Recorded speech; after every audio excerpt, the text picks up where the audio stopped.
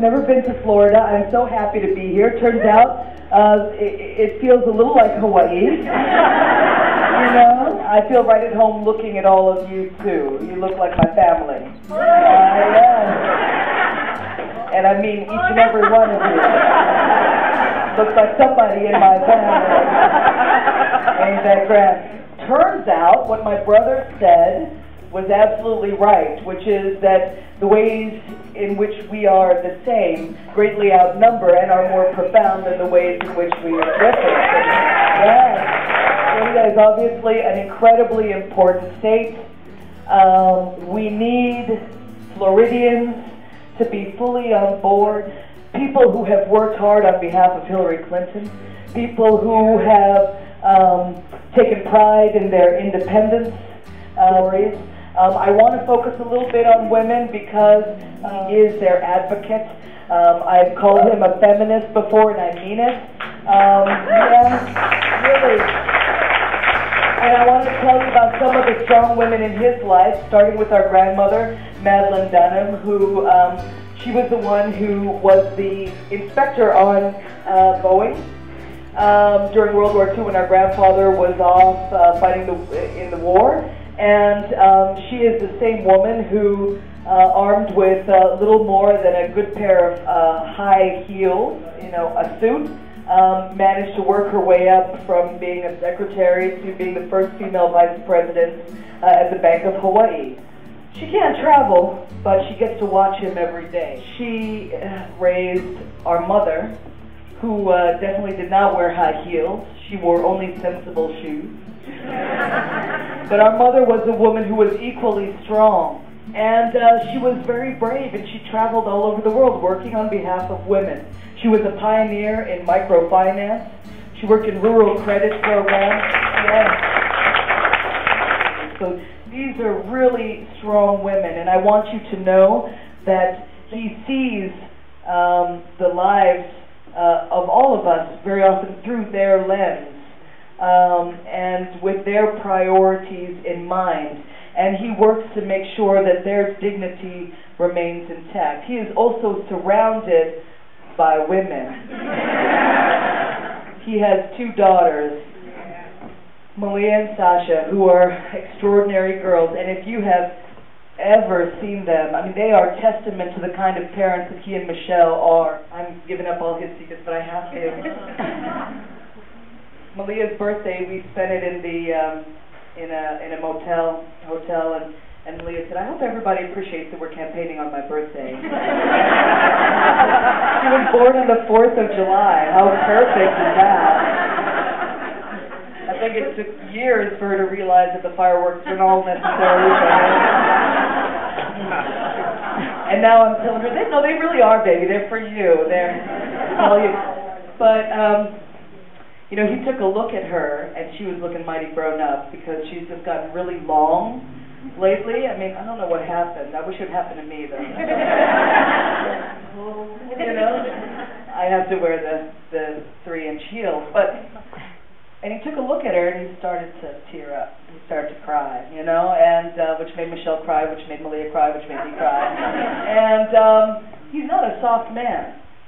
But they touch him so, you know. But these are some of the women in his life. And I was there, and I watched him work on behalf of women. And I want to tell you a little something about how he helped to raise me, because our mother and my father got divorced pretty early, and so he had to take over the role of father in many respects.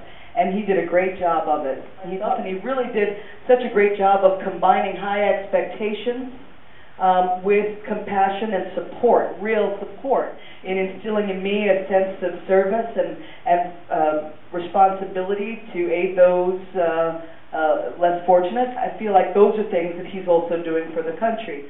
And he was the man who took me to go look at colleges all over the country in the summer of '97 and helped me to get my first job teaching swimming. I am still a teacher. My first job was with the Blue Gargoyle Youth Center. It's a good one. It's affiliated with the University of Chicago. He really helped me to get the resources I need and to get the information I need and to make wise decisions. I struggled with the absence of my father. Well, he also struggled. You know, at a certain point it was important for him to go to Kenya, to meet his family there, to understand who his father was, to dare to love his father in spite of his father's imperfections. He came back, wrote a book, moved on. No lingering bitterness. You know?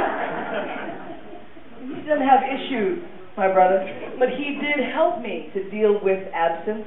He helped me to heal after loss, the loss of my father, the loss of our mother. He took me to traveling after our mother died. We scattered her ashes on the South Shore. It's this marvelous place where fire, wind, and water collide. You know, lava rock going into the sea, and we scattered her ashes, and we threw some flowers into the ocean, and then this enormous waves wash over us.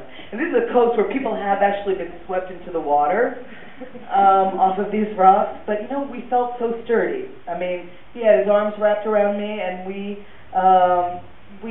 didn't feel at all imbalanced. And so he has really done that for me through my entire life. He helped me to figure out which boys to discard.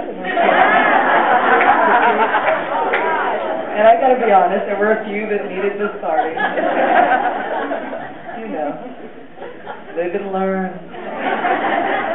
And these components of his character are meaningful in understanding his leadership. And I really beg you to share stories of your own. Stories of why you might support him. Stories that I give to you. Help people understand it. He's written 2 marvelous books. One of them, yeah, they're really good.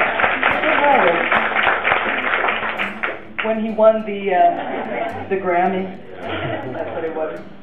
I was like, what next? Talk about hard acts to follow. How am I going to win a Grammy?